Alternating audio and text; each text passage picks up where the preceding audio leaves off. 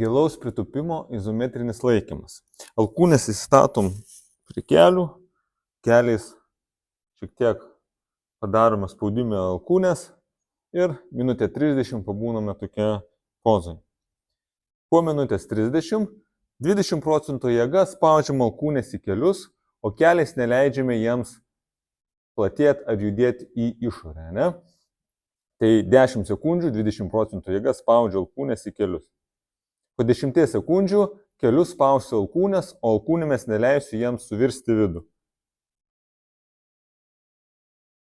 Po to naudosiu 40% jėgą, alkūnės spausiu į kelius. Ir taip pat 40% jėga kelius spausiu į alkūnės. Porą kartų įkvėpsiu į pilvą.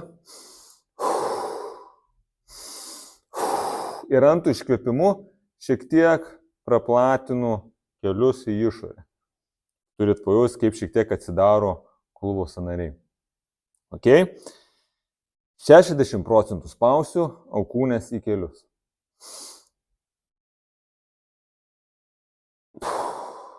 Kelius 60% jėga spausiu į alkūnės.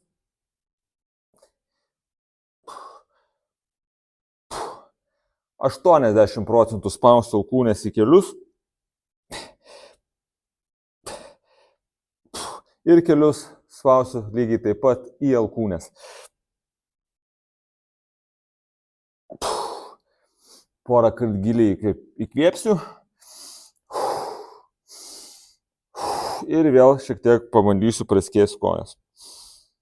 Ir 100% iš visų jėgų, ką turim, spaudžiam kelius į alkūnės.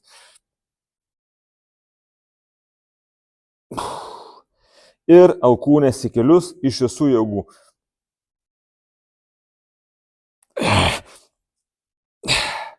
Jeigu sunku yra išsilaikyti arba jaučiat, kad susiriečiat per nugarą, galit pasiimti kažką sunkaus, kokią gyrą arba hantelį, kamuolį sunkesnį ir būtų kaip pozų su svoriu.